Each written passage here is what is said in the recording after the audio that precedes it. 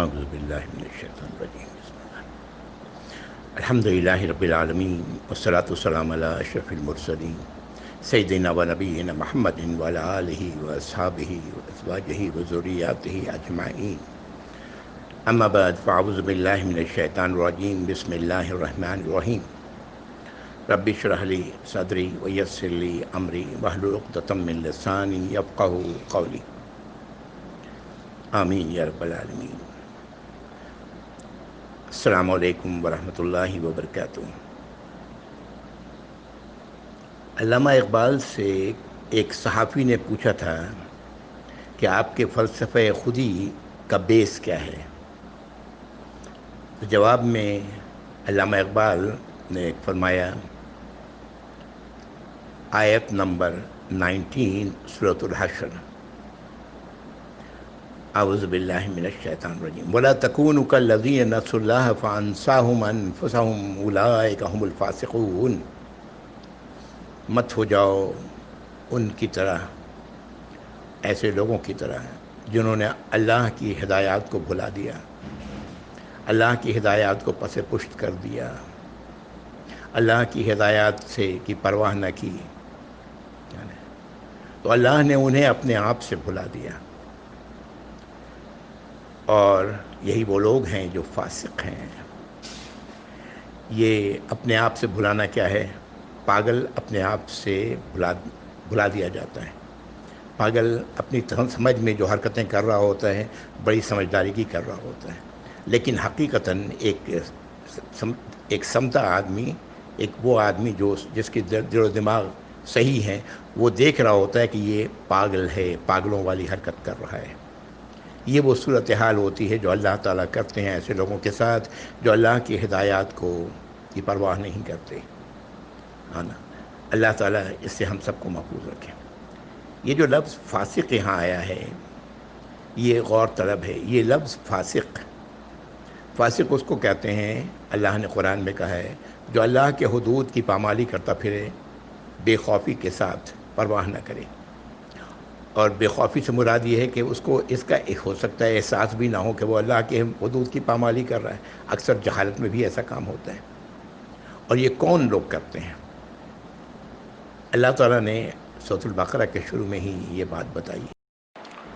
سورۃ البقرہ کی آیت نمبر 26 ہم لوگ پڑھ چکے ہیں۔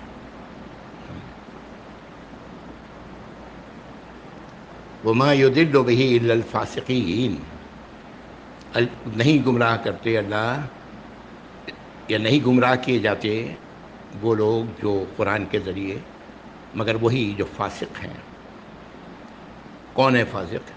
اگلی آیت، الذین ینقضون عہد اللہ من بعد میثاقہ ویقطعون ما امر اللہ بہ ان یوصل ویفسدون فی الارض اولئک ھم الخاسرون۔ یہ وہ لوگ ہیں جو اللہ سے کیے گئے پکے عہد کو کاٹتے ہیں، توڑتے ہیں، یعنی نافرمانیاں کرتے ہیں اللہ کی، اور جس چیز کا حکم اللہ نے دیا ہے جوڑنے کا اسے نہیں جوڑتے، زمین پر فساد کا ذریعہ بنتے ہیں۔ یہی وہ لوگ ہیں جو اپنے آپ کو نقصان میں ہی ڈالنے والے ہیں۔ یہ فاسق کا لفظ اللہ تعالیٰ نے منافقوں کے لیے استعمال کیا ہے۔ یہ منافقوں کے لیے لفظ آیا ہے۔ اور منافقوں کا معاملہ کیا ہے؟ منافقوں کا معاملہ پڑھیں گے ہم لوگ، ابھی پہنچے نہیں ہیں یہاں تک، لیکن سن لیں۔ اعوذ باللہ من الشیطان الرجیم وعد اللہ المنافقین والمنافقات والکفار نار جہنم خالدین فیہا۔ اللہ کا یہ وعدہ ہے کہ منافق مرد اور منافق عورت اور کفار، کفر کرنے والے، چاہے وہ یہاں اشارہ ہے بدترین کفر کی طرف، اللہ کی آیات سے کو تسلیم نہ کرنا، یہ جہنم میں ہوں گے جس میں وہ ہمیشہ رہیں گے۔ فی ہے حسبہم، یہی ان کے لیے درست ہے۔ ولعنہم اللہ، اللہ نے ان پر لعنت کر دی ہے۔ لہم عذاب مقیم، ان کے لیے قائم رہنے والا عذاب ہے، نہ ختم ہونے والا عذاب ہے۔ اللہ تعالیٰ محفوظ رکھیں یا رب العالمین۔ اکثر ہم مسلمانوں کی لا علمی، اس لیے کہ ہم لوگ قرآن سے دور ہیں، اور کئی بار علم ہونے کے باوجود ہم نہیں سمجھتے کہ ہماری یہ نمازیں، ہماری یہ روزے جو ہم رکھ رہے ہیں بڑے اہتمام کے ساتھ، یہ ہمارے نامہ اعمال میں نہیں لکھی جا رہی۔ وجہ کیا ہے کہ بندہ شرک میں ملوث ہے، اعتقادی شرک رکھتا ہے، اللہ کے علاوہ دوسروں کو اس نے الہ بنایا ہوا ہے، ان کے کوئی اعمال بھی قبول نہیں ہوتے۔ سورۃ النساء میں 2 بار اللہ نے وارن کیا ہے، ایک بار نہیں 2 بار وارن کیا ہے۔ سورۃ النساء ہم لوگوں نے پڑھ لی ہے، آیت نمبر 48 116 میں، دونوں میں۔ اللہ تعالیٰ فرماتے ہیں ان اللہ لا یغفر ان یشرک بہ ویغفر ما دون ذلک لمن یشاء۔ اللہ تعالیٰ ہرگز معاف نہیں کریں گے جو اس اللہ کے ساتھ شریک ٹھہرانے والے ہیں، اس کے علاوہ اللہ تعالیٰ جسے چاہیں گے معاف فرما دیں گے۔ یہ بڑا ضروری ہے کہ ہم غور کریں کہ کہیں خدا نخواستہ ہم شرک میں تو نہیں ملوث ہیں، کسی اور کو اللہ تو نہیں بنا لیا، الہ تو نہیں بنا لیا ہے ہم نے۔ لا علمی، دیکھیں نماز یقیناً بہت اہم ہے، اس میں کوئی شبہ نہیں، لیکن آپ غور کریں، میرا ایک اندازہ ہے جو میں آپ سے کہہ رہا ہوں، 24 گھنٹے میں کوئی شخص کتنا، 5 نمازوں میں مان لیجیے 2 گھنٹے وقت لگاتا ہے، تو 2/24 ہوا، 1/12 وقت نماز میں لگا۔ رمضان کے روزے 12 مہینوں میں 1 مہینہ ہے، 1/12۔ ریمیننگ 11/12 وہ کہاں جا رہا ہے، وہ کہاں استعمال کر رہے ہیں ہم؟ کیا اللہ کی فرما برداری میں یا اللہ کی نافرمانیوں میں؟ وہ ہمارا کیا ہے معاملہ؟ 11/12، 11 حصہ، ایک حصہ نماز میں گیا الحمدللہ، لیکن 11 حصے کہاں استعمال ہو رہے ہیں؟ ہمیں چاہیے کہ ان باتوں پر غور کریں۔ اللہ نے تو کھول کھول کر قرآن میں بتا دیا ہے۔ کئی بار انسان ظاہری چیزوں کو تو الہ نہیں بناتا، ایک مسلمان کئی بار، لیکن ایک بہت ہی خطرناک معاملہ ہے جس کی طرف مسلمان کی توجہ کم جاتی ہے۔ قرآن کے ایک مقام پر اللہ تعالیٰ فرماتے ہیں افرأیت من اتخذ الہہ ہواہ وأضلہ اللہ علی علم وختم علی سمعہ وقلبہ وجعل علی بصرۃ غشاوہ ومن یہدیہ من بعد اللہ افلا تذکرون۔ نبی کریم صلی اللہ علیہ وسلم سے مخاطب ہے یا ہم سب سے مخاطب ہے کہ کیا تم نے غور کیا اسے جس نے اپنے آپ کو، اپنے سوچ کو اپنا الہ بنا لیا ہے، اور اللہ نے اسے علم کے باوجود گمراہ کر دیا، اس کے کان پر، اس کے دل پر مہر لگا دی، اس کے آنکھوں پر مہر لگا دی، آنکھوں پر پردہ ڈال دیا۔ تو کون ہے جو اللہ کے بعد اسے ہدایت دے؟ کیا تم اس نصیحت نہیں پکڑتے؟ یہ وہ خطرناک صورت ہے جب انسان اپنے خیالات کو اپنا الہ بنا لیتا ہے اور وہ نہیں جانتا کہ وہ کیا کر رہا ہے، یا اللہ کے ساتھ شرک کر رہا ہے، وہ نہیں جانتا، نہیں سمجھتا اس بات کو۔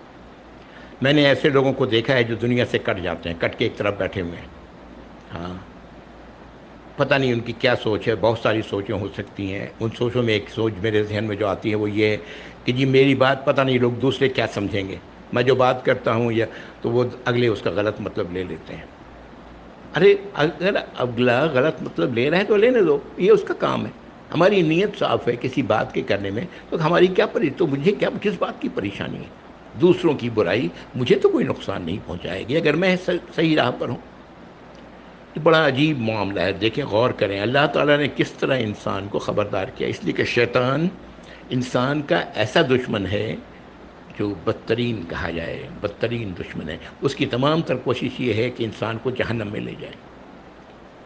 نبی کریم صلی اللہ علیہ وسلم نے ایک موقع فرمایا کہ وہ شخص جو لوگوں کی اذیت سے کونے میں بیٹھ جائے، وہ لوگوں کی اذیت سہنے کے باوجود ان سے وہ ملتا رہے، وہ اس سے کہیں بہتر ہے جو لوگوں کی اذیت کے خوف سے کونے میں بیٹھ جائے۔ بھائی لوگوں کی اذیت سے کیا ہوتا ہے؟ ہمارا معاملہ تو اللہ کے ساتھ ہے۔ ہم اللہ جانتے ہیں کہ میں کیا ہوں، میرا اندر بھی، میرا باہر بھی۔ اگر ہم درست ہیں تو الحمدللہ، مجھے کس بات کی پرواہ؟ لوگ جو بھی مرضی آئے سوچیں، ان کا کام ہے، وہ جانیں، اپنے اعمال کو خراب کریں۔ اللہ تعالی ہم سب کو ہدایت پر رکھے۔ یہ کچھ باتیں تھیں جو میں نے بیان کی، چونکہ معاملہ یہ سورۃ الانعام شرک سے متعلق ہے، اور یہ بڑا اہم ہے کہ اگر شرک کا کوئی بھی شائبہ بھی ہوا تو کوئی بھی عمل قبول نہیں ہوگا. نمازیں بھی جو میں نے کہا کہ 1/12 ہیں سارے دن کے، تو وہ بھی بیکار جائیں گی، روزے بھی بیکار جائیں گے. اس طرح سے اللہ تعالیٰ نے جو یہ بات کاٹنے کی کہی سورۃ البقرہ میں، وہ کیا ہے؟ انسان، ہم سب آدم علیہ السلام کی اولاد ہیں، چاہے وہ کافر ہو یا مسلمان ہو. دونوں نبی کریم صلی اللہ علیہ وسلم کی امت دو حصوں میں بٹی ہوئی ہے. ایک تو وہ لوگ ہیں جو اپنے آپ کو مسلمان کہتے ہیں، دوسرے وہ لوگ ہیں جو اپنے آپ کو مسلمان نہیں کہتے ہیں. دونوں کے دونوں. لیکن یہ ہیں تو ہمارے کزن آدم علیہ السلام کی اولاد ہیں. ہم ان سے کٹ جائیں گے؟ نہیں. پھر جو دینی بھائی ہمارے ہیں، کیا ہم ان سے کٹ جائیں گے؟ ہمیں تو حکم دیا گیا ہے کہ اگر 3 دن تک کسی سے بات کرنے سے روکا گیا ہے، اگر ایمان ہے تو 3 دن سے زیادہ اس کسی کے ساتھ قطع کلامی نہ کی جائے، اور ہم اس کی پرواہ نہ کریں. یہ کیا ہے؟ یہ ساری چیزیں در حقیقت اپنے تمام اعمال کو تباہ کرنے والی ہیں. اسی لیے ہدایت ملے گی تو صرف قرآن سے، اور قرآن کو ہم مسلمان پکڑیں. اگر ہم اسے نہیں پکڑیں گے تو تباہ ہو جائیں گے. آخرت میں سوائے تباہی کے اور کچھ نہیں ہے. اللہ تعالی ہم سب کو ہدایت عطا فرمائیں یا رب العالمین، آمین یا رب العالمین. پچھلی نشست میں ہم لوگ آیت نمبر 65 پہ تھے، سورۃ الانعام، جس میں اللہ تعالیٰ نے فرمایا ہے کہ اللہ تعالیٰ قادر ہیں کہ تم پر عذاب لے آئیں اوپر سے یا تمہارے پیروں کے نیچے سے، یا تمہیں گروہوں میں تقسیم کر دیں اور تم ایک دوسرے کی سے جنگ اور لڑائی میں مبتلا ہو کر اب اس کا مزہ چکھو، آپس کی دشمنی کا مزہ چکھو. اور غور کرو، دیکھو کس طرح ہم اپنی آیات کو طرح طرح سے بیان کرتے ہیں تاکہ لوگ عقل سے کام لیں، سمجھیں.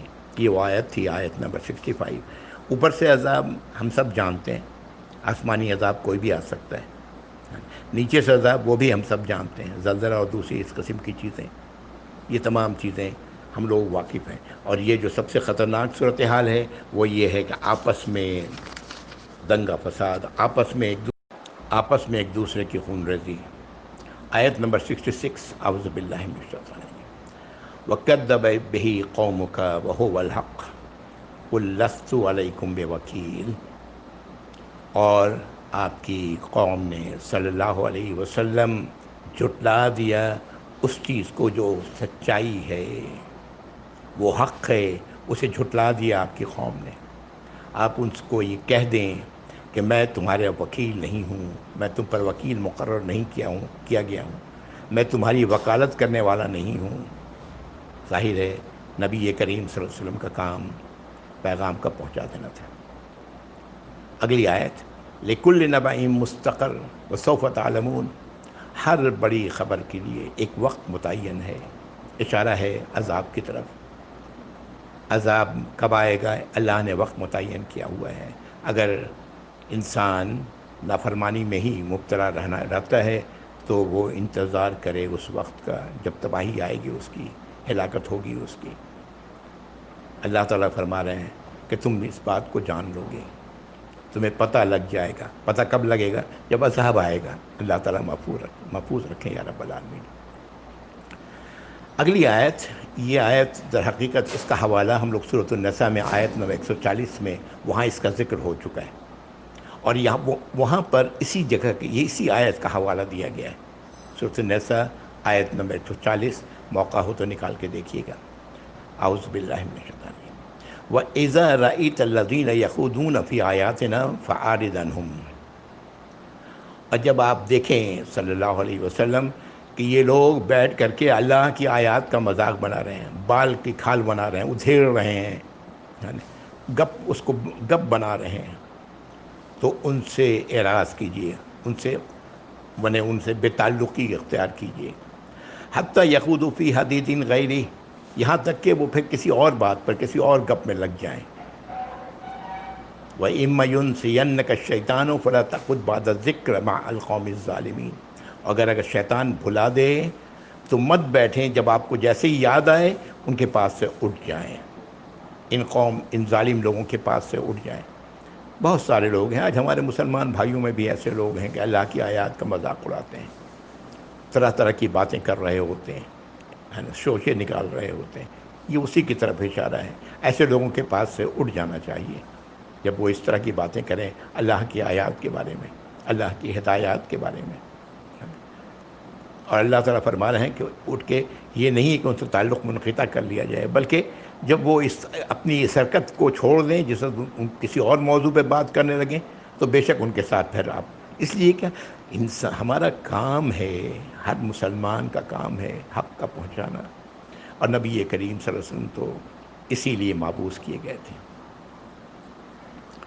اللہ تعالیٰ کے لیے آیت میں کہہ رہے ہیں، آیت نمبر 69، وَمَا عَلَى الَّذِينَ يَتَّقُونَ مِنْ حِسَابِهِم مِّن شَيْءٍ وَلَكِنْ ذِكْرَىٰ لَعَلَّهُمْ يَتَّقُونَ، کہ جو لوگ تقوی رکھنے والے ہیں، اللہ کی نافرمانیوں سے بچنے والے ہیں، تو ان کا اگر وہ ایسی جگہ پر بیٹھ ہی رہے کسی وجہ سے بھول کر کے بھی، تو ان کے حساب میں سے ان کی یہ حرکتیں ان کے حساب نامے، ان کے اعمال نامے میں نہیں لکھی جائیں گی، یعنی کچھ بھی.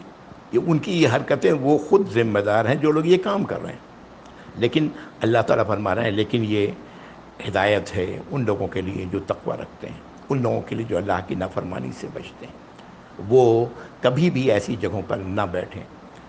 دوست جو ہے نا جس کے ساتھ آپ بیٹھتے ہیں اس کے اثرات ہوتے ہیں. ایک حدیث میں آپ نے صلی اللہ علیہ وسلم نے فرمایا کہ اگر تم وہ لوہار کے پاس بیٹھو گے تو کوئی نہ کوئی چنگاری اس کے بھٹی میں سے اچھل کر کے تمہارے کپڑے میں بھی لگ سکتی ہے، اور اگر تم کسی مشک بیچنے والے کے پاس بیٹھو گے تو اگر کچھ بھی نہیں لوگے تو مشک کی خوشبو تمہارے کپڑوں میں ضرور لگ جائے گی. یہ ایسا ہی ہے. تو اللہ تعالیٰ فرما رہے ہیں کہ وہ لوگ جو تقوی رکھتے ہیں انہیں چاہیے کہ وہ اللہ کی نافرمانی سے بچنے والوں کے لیے کہ وہ احتیاط برتیں. احتیاط. آیت نمبر 70 یہ وہ آیت ہے جس کے نتیجے میں میں نے پیغام رب کریم کا سلسلہ 3 کتابیں پورے قرآن کو عام زبان میں نے بیان کرنے کی کوشش کی ہے، اس زبان میں، اردو زبان میں جو کوئی بھی شخص سمجھ سکتا ہے. یہی وہ آیت ہے جو بنیاد بنی اس کی. غور سے سنیں. ہو سکتا ہے کہ یہ آیت ہم میں سے کسی کے لیے ہو. اعوذ باللہ من الشیطان الرجیم. وَذَرِ الَّذِينَ اتَّخَذُوا دِينَهُمْ لَعِبًا وَلَهْوًا وَغَرَّتْهُمُ الْحَيَاةُ الدُّنْيَا. چھوڑ دیں ان لوگوں کو جنہوں نے اپنی زندگی کی روش کو کھیل تماشا بنایا ہوا ہے اور دنیا کی زندگی نے انہیں دھوکے میں ڈالا ہوا ہے. وَذَكِّرْ بِهِ، لیکن چھوڑ دیں سے کیا مراد؟ پھر کہا جا رہا ہے وَذَكِّرْ بِهِ، ان کی نصیحت کریں قرآن کے ساتھ. أَن تُبْصَرَ نَفْسٌ بِمَا كَسَبَتْ، کہ وہ اپنے نفس کی کمائی، اپنے آپ کی کمائی کے نتیجے میں وہ اپنے آپ کو ہلاکت میں نہ ڈال لیں. لَيْسَ لَهَا مِن دُونِ اللَّهِ وَلِيٌّ وَلَا شَفِيعٌ، کسی بھی انسان کے لیے نہیں ہے کوئی ولی اور نہ ہی کوئی شفیع، سفارش کرنے والا. آخرت میں سفارش کرنے وہی ہوگی جس کے لیے اللہ چاہیں گے اور جس سے چاہیں گے، اور جو سفارش کرے گا وہ بالکل درست کرے گا. یہ باتیں قرآن میں اللہ تعالیٰ نے بیان کر دی ہیں. آج کتنے ہی ایسے پیر ہیں جو کہتے ہیں کہ ہم جنت میں نہیں جائیں گے جب تک کہ ہم اپنے مریدوں کو نہ لے لیں. اللہ تعالیٰ انہیں سمجھ عطا فرمائے. یہ ہم مسلمانوں میں ہی سے تو ہیں، نعوذ باللہ ثم نعوذ باللہ. تو اللہ کے سوا کسی کے لیے بھی نہ کوئی ولی ہے اور نہ کوئی شفیع. وَإِن تَعْدِلْ كُلَّ عَدْلٍ لَا يُؤْخَذْ مِنْهَا، اگر وہ اپنی تمام برائیوں کے بدلے میں اس کے برابر کچھ دینا چاہیں قبول نہیں کیا جائے گا. وہاں تو دے ہی نہیں سکتے. یہ معاملہ دنیا کا ہے. بہت سارے لوگ دنیا میں جو کچھ کر رہے ہوتے ہیں اللہ کی راہ میں بہت کچھ دے رہے ہوتے ہیں یہ سوچ کے کہ یہ میرے لیے آخرت میں مغفرت کا ذریعہ بنے گا. نہیں. اگر انہوں نے اپنی حالات، اپنا رویہ نہیں بدلا اور اسی طرح دنیا کی زندگی میں اپنے آپ کو کھیل تماشے میں لگائے رہے، دنیا کی زندگی نے انہیں دھوکے میں ڈالے رکھا، یہ تمام چیزیں ان کے کسی کام نہ آئیں گی. اولئک الذین ابسلوا بما کسبوا، یہ وہ لوگ ہیں جنہوں نے اپنے آپ کو ہلاکت میں ڈالا اپنی کمائی کی وجہ کر. لہم شراب من حمیم و عذاب علیم، ان کے لیے پینے کے لیے کھولتا پانی ہوگا، گندا پانی ہوگا، کھولتا، پیپ اور خون سے بھرا ہوا، اور دردناک عذاب، بما کانوا یکفرون، بوجہ اس کے کہ وہ اللہ کی آیات سے رخ موڑتے ہیں، اللہ کی آیات کی پرواہ نہیں کرتے، اللہ کی ہدایات سے منہ پھیرتے ہیں، بوجہ اس کے۔ اگلی آیت میں ایمان والوں کی سوچ ہے اور ایمان والوں کا جواب ہے ایسے لوگوں کو جو اللہ کی آیات سے انکار کرنے والے ہیں، کا انکار کرنے والے ہیں، اللہ کی آیات کی پرواہ نہ کرنے والے ہیں، اللہ کی ہدایات سے منہ موڑنے والے ہیں۔ قل اندعو من دون اللہ ما لا ینفعنا ولا یضرنا، کہہ دیں کہ کیا ہم لوگ، ایمان والوں کی بات ہو رہی، کیا ہم لوگ ان سے دعا کریں اللہ کے سوا، اللہ کو چھوڑ کر، جو نہ ہمیں فائدہ پہنچا سکتے ہیں نہ نقصان، وَنُرَدُّ عَلَىٰ أَعْقَابِنَا بَعْدَ إِذْ هَدَانَا اللَّهُ، اور ہم پلٹ جائیں اپنے ایڑیوں کے بل اس کے بعد کہ اللہ نے ہمیں ہدایت دی ہے۔ كَالَّذِي اسْتَحْوَتْهُ الشَّيَاطِينُ فِي الْأَرْضِ حَيْرَانَ لَهُ أَصْحَابٌ يَدْعُونَهُ إِلَى الْهُدَىٰ ائْتِنَا، ان لوگوں ایسے شخص کی طرح جیسے کہ کسی کو شیاطین نے اس کے ہوش آواز گم کر دیے ہیں، وہ زمین پر حیران کھڑا ہوا ہے، پریشان کھڑا ہوا ہے، کچھ فیصلہ کرنے سے قاصر ہے، اور اس کے دوست ہیں، اس کے ساتھی ہیں جو اسے پکار رہے ہیں ہدایت کی طرف کہ ادھر آؤ۔ یعنی وہ اگر گھوم جائیں اپنے ایڑیوں کے بل تو میری یہی کیفیت ہوگی کہ جیسے کہ شیاطین نے بالکل عقل سے خارج کر دیا ہے۔ ہوتا یہی ہے کہ شیطان انسان کو کس کو کیسے کہاں سے گمراہ کرنا ہے یہ شیطان خوب جانتا ہے۔ وہ تو ہمارے جسم میں دوڑ رہا ہے خون کی طرح، ہر ایک کو وہ الگ الگ، ہر ایک پر الگ الگ ٹیکنیک استعمال کرتے ہیں۔ جیسا میں نے پہلے عرض کیا، کتنے ہی لوگ ہیں کہ وہ اپنے نماز و روزے سے مطمئن ہیں کہ ہم تو اللہ کی بڑی فرمانبرداری کر رہے ہیں، لیکن وہ کتنی فرمانبرداری کر رہے ہیں؟ 1/12، 11/12 کیا کر رہے ہیں؟ اللہ کی نافرمانیاں، تعلقات کو منقطع کر کے بیٹھے ہوئے ہیں، دوسروں کے بارے میں یہ سوچ رہے ہیں کہ وہ ہمارے پتہ نہیں ہماری بات کا غلط مطلب لے لیں۔ ارے غلط مطلب لے تو لینے دو۔ تو اللہ تعالیٰ فرما رہے ہیں کہ یہ آپ کہہ دیں قل ان ھدی اللہ ھو الھدیٰ، کہہ دیں کہ ہدایت تو وہی ہے جو اللہ کی ہدایت ہے۔ وَأُمِرْنَا لِنُسْلِمَ لِرَبِّ الْعَالَمِينَ، اور ہمیں تو اس بات کا حکم دیا گیا ہم لوگوں کو کہ ہم اپنے رب کی ہدایات کے لیے اپنے سروں کو جھکا دیں، یعنی اپنے رب کی ہدایات کو تسلیم کر لیں۔ وَأَنْ أَقِيمُوا الصَّلَاةَ وَاتَّقُوهُ، اور ہم نماز قائم کریں اور اس کی سزا سے بچیں۔ وَهُوَ الَّذِي إِلَيْهِ تُحْشَرُونَ، وہ اللہ وہی ہے جس کی طرف تم سب اکٹھے کیے جاؤ گے۔ هُوَ الَّذِي خَلَقَ السَّمَاوَاتِ وَالْأَرْضَ بِالْحَقِّ، وہی اللہ ہے جس نے آسمان اور زمین کو سچائی کے ساتھ بامقصد بنایا ہے۔ وَيَوْمَ نَقُولُ كُن فَيَكُونُ، جس دن اللہ تعالیٰ کہیں گے، وَيَوْمَ يَقُولُ كُن فَيَكُونُ، جس دن اللہ تعالیٰ کہیں گے ہو جا تو ہو جائے گا، اشارہ ہے قیامت کی طرف۔ قَوْلُهُ الْحَقُّ، صرف کہنے کی دیر ہے، اللہ کے کہنے کی دیر ہے، قیامت واقع ہو جائے گی۔ وَلَهُ الْمُلْكُ يَوْمَ يُنفَخُ فِي الصُّورِ، اور جس دن سور پھونکا جائے گا اس دن اسی کی بادشاہی ہوگی۔ آج تو نظر آتا ہے کہ میری بادشاہی ہے نا، جو ہمارا دل چاہے کریں۔ جس دن سور پھونکا جائے گا اس دن بادشاہی اسی کی ہوگی۔ قیامت کا سور ہے، سور کی جو ہے یہ اسرافیل علیہ السلام فرشتوں میں جب دنیا قائم ہوئی اس وقت سے لیے کھڑے ہیں سور، اور انتظار میں ہے کب حکم دیا جائے گا پھونکنے کا، اور پھونک دیں گے۔ سور کے بارے میں جو چیز ملتی ہے، اور کہ 2 بار سور پھونکا جائے گا یا 3 بار پھونکا جائے گا، بہرحال اس بات کو رہنے دیں، ہم تو زندہ ہیں، زندوں کی بات کریں۔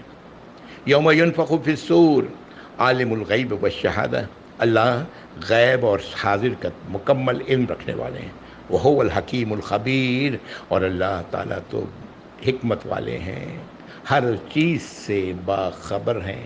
خبیر میں نے بتایا تھا ایکسپرٹ کو کہتے ہیں جو ہر کسی چیز کے بارے میں مکمل علم رکھتا ہے. اللہ تعالیٰ مکمل علم رکھتے ہیں اپنی مخلوقات کے بارے میں جو اللہ نے بنائی ہے. سور سے متعلق بڑی ساری احادیث ہیں. اگر آپ کو تجسس سے جاننا چاہتے ہیں تو احادیث کی کتاب نے لیں، صحیح بخاری، صحیح مسلم، الحمدللہ ان میں ہی آپ کو بہت ساری روایات مل جائیں گی. اور سہل ستہ کی کتابوں میں تو مزید. بات یہ ہے کہ ہم جس چیز سے ہمارا تعلق ہے اس کی طرف زیادہ توجہ دینی چاہیے. ہمارا تعلق آج کی دنیا سے ہے اور آج کے اعمال سے ہے. یہ ہے ہمارا تعلق، اس کی طرف توجہ دینا عقل مندی یہی ہے، نہ کہ کل کیا ہونا ہے اللہ رب العزت جانتے ہیں. آگے آیات آ رہی ہیں ابراہیم علیہ السلام کے حوالے سے، اور بڑی خوبصورت آیات ہیں. ابراہیم علیہ السلام نے وہ حجت سامنے رکھی تھی اپنے قوم اور اپنے باپ کے سامنے، ہے نا، اس کا ذکر ہے آیت نمبر 79 74 سے لے کر کے اور 79 اور اس کے بعد بھی ہے. چند آیات میں پڑھتا ہوں، جو باقی بچ جائیں گی وہ انشاءاللہ اگلی بار مکمل کروں گا. اعوذ باللہ من الشیطان الرجیم. وَإِذْ قَالَ إِبْرَاهِيمُ لِأَبِيهِ آزَرَ أَتَتَّخِذُ أَصْنَامًا آلِهَةً، اور جب ابراہیم علیہ السلام نے اپنے باپ آزر سے کہا کہ کیا ان بتوں کو تم اپنے اپنا معبود، ان بتوں کو تم نے الگ الگ معبود اپنا بنایا ہوا ہے نا، ان بتوں کو جن کو تم خود بناتے ہو. یہ بت یہ اس معاملے میں الہ ہے اور یہ بت اس معاملے میں الہ ہے. انی اراک و قومک فی ضلال مبین، میں تو دیکھتا ہوں تمہیں اور تمہاری قوم کو کہ بڑی گمراہی میں، کھلی گمراہی میں مبتلا ہے. وَكَذَلِكَ نُرِي إِبْرَاهِيمَ مَلَكُوتَ السَّمَاوَاتِ وَالْأَرْضِ وَلِيَكُونَ مِنَ الْمُوقِنِينَ، اور اس طرح ہم نے ابراہیم علیہ السلام کو آسمانوں اور زمین کی وہ چیزیں جو اللہ کی ہیں وہ ہم نے دکھائیں تاکہ وہ یقین کرنے والوں میں سے ہو جائیں. اشارہ ہے اسی طرف. اللہ تعالیٰ انبیاء اور رسولوں کو بہت کچھ دکھاتے ہیں جو عام آدمی نہیں دیکھتا. نبی کریم صلی اللہ علیہ وسلم کا معراج کا واقعہ، وہ سب کچھ دکھایا گیا جو ہم سب سے پوشیدہ ہے اور پوشیدہ رہے گا جب تک کہ اللہ تعالیٰ معاف فرمائے. موت کے بعد یہ سب چیزیں سمجھ آ جائیں گی. تو اللہ تعالیٰ فرماتے ہیں اللہ تعالیٰ نے انہیں یہ سب کچھ دکھایا آسمانوں اور زمین کی تاکہ وہ یقین کرنے والوں میں ہو جائیں. کس بات پر؟ اللہ کی ہدایات پر، اللہ کی وحی پر. فَلَمَّا جَنَّ عَلَيْهِ اللَّيْلَ رَأَىٰ كَوْكَبًا، اور جب رات کی تاریکی واقع ہوئی تو انہوں نے ایک ستارے کو دیکھا. قَالَ هَٰذَا رَبِّي، کہا کہ یہ میرا رب ہے. فَلَمَّا أَفَلَ قَالَ لَا أُحِبُّ الْآفِلِينَ، جب وہ ستارہ غروب ہو گیا تو آپ نے فرمایا، ابراہیم علیہ السلام فرمایا کہ میں ختم ہو جانے والی چیز سے، غروب ہو جانے والی چیز سے محبت نہیں کرتا. فَلَمَّا رَأَىٰ الْقَمَرَ بَازِغًا، جب چاند کو دیکھا چمکتا ہوا کھلا قَالَ هَٰذَا رَبِّي، یہ ہے میرا رب.